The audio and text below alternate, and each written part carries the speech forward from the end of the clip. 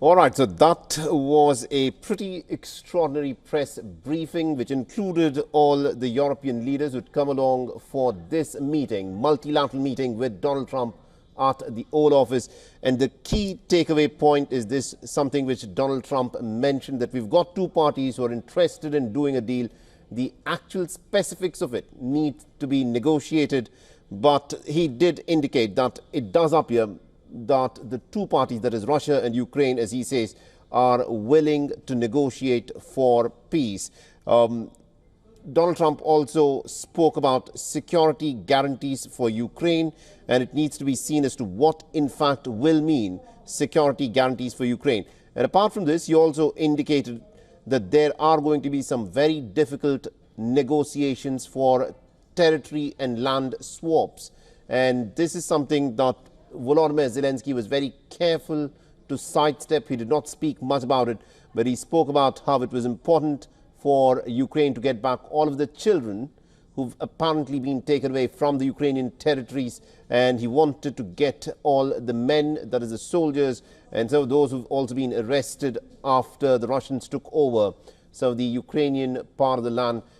These are so the issues which Volodymyr Zelenskyy was insisting upon. It now remains to be seen as to what actually plays out. There is going to be, it appears, a trilateral meeting, because Volodymyr Zelenskyy said that he wants the American president to be present when he meets with the Russian president. It's almost certain that there is going to be a trilateral meeting.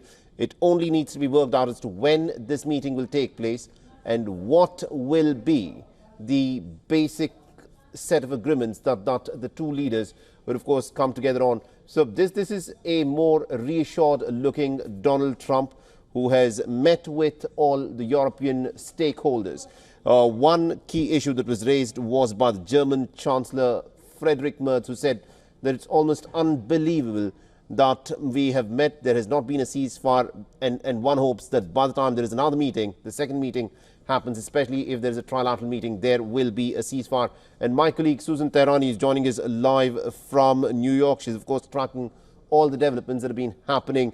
Susan, a pretty extraordinary sort of a press briefing there, where Donald Trump, along with the other European leaders who'd come there for the multilateral summit, spoke about a whole host of issues.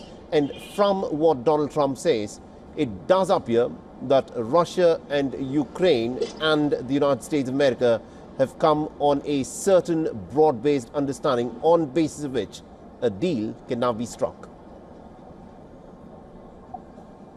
That's very accurate to presume at this point. What an extraordinary scene we were witnessing, Mohammed. Really very rare for us to see so many European leaders embark in one place in Washington, D.C. at the White House. And of course, you have Ukraine as well representing his country, Volodymyr Zelenskyy. And it appears from what we're hearing from White House officials that neither Ukraine or the United States or the Europeans want today to fail. They want to go back home full-handed, notably Volodymyr Zelenskyy. Now, and the reason this mood has changed so much is because Europe is now on board and has an understanding that in order to bring some kind of peace to the Russia-Ukraine conflict, Ukraine will ultimately have to concede some lands, and there has to be some kind of so-called land swap. Now, we are hearing from White House officials that nobody expects Zelenskyy to take Putin's first version of the map back to his country,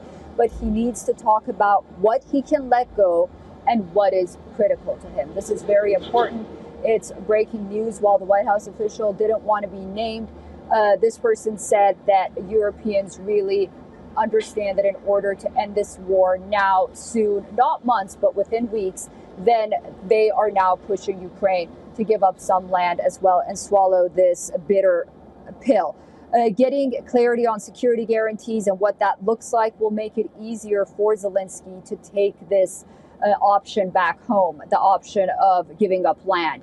And so what does that security guarantee mean? I think that is really the crux of what's being discussed between the United States, the European leaders, and of course, Volodymyr Zelenskyy himself. It was interesting to see Giorgia Meloni of Italy talking about security guarantees, but she also put in air quotes when she said Article 5 style security guarantees. Of course, we know Article 5 is that article in the NATO Charter where if one member is attacked, it implies that all members are attacked and they have to come to their defense. She put that in air quotes, possibly because whether the Europeans know or she was saying it on behalf of her own country, that might be a sticking point on to what extent Europe is able to and willing to provide that kind of security for Ukraine without putting its own security in jeopardy. But nonetheless, President Trump said that this was going to be a long meeting. I think it was very interesting, as you mentioned yourself, that everyone seemed to be on the same page. Everyone was saying the same thing. This was so important, especially for the Europeans to portray. But Friedrich Merz was the only one that brought up the issue of ceasefire, which seemed, until he brought it up, seemed to have been resolved, that they're moving towards a full-on peaceful solution, and the ceasefire option was off the table. But that was an interesting point that he just sort of threw in there and said that hopefully before the next negotiation, that's going to happen. I mean, that's a huge wrench. And we saw how President Trump responded. He said, if that's going to happen, that's great. If not, then, we're going to try to find peace.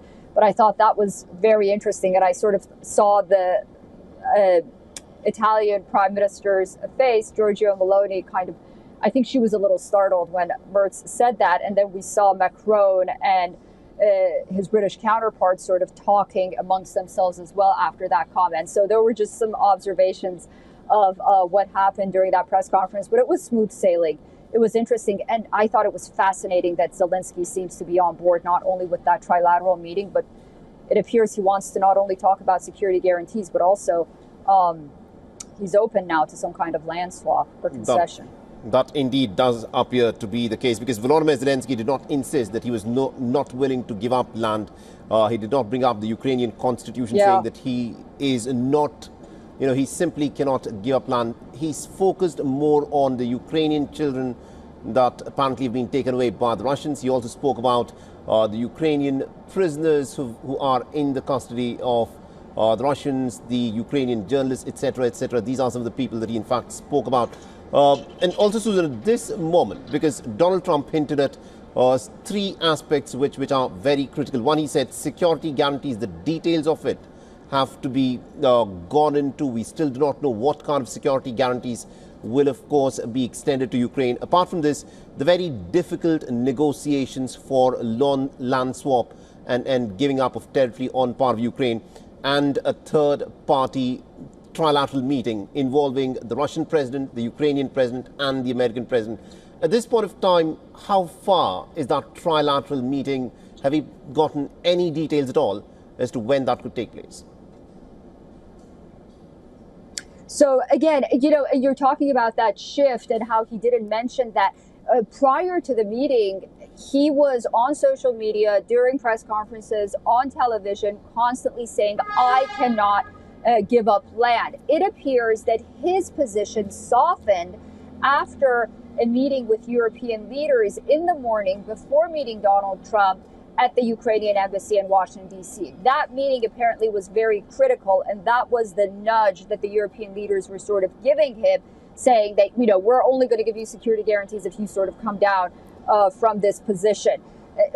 About when this trilateral meeting is going to take place, the understanding, again, according to this White House official, is that it's not going to be in months. It's not going to be tomorrow, but the whole thing, they're hoping that it'll wrap up in a matter of weeks, because they think that there is political fire, there is political determination right now, and they don't want to miss this window of opportunity. Indeed, there does appear to be a momentum towards peace. We need to see as to how soon that meeting can, of course, happen.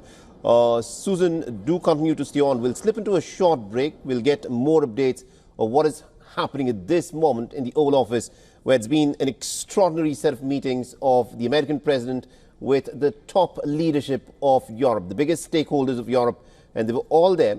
And it was one of the most extraordinary sort of interactions that we witnessed in front of the cameras. Everyone echoed that what is needed is peace, and almost there was no dissenting voice. So we need to see as to how soon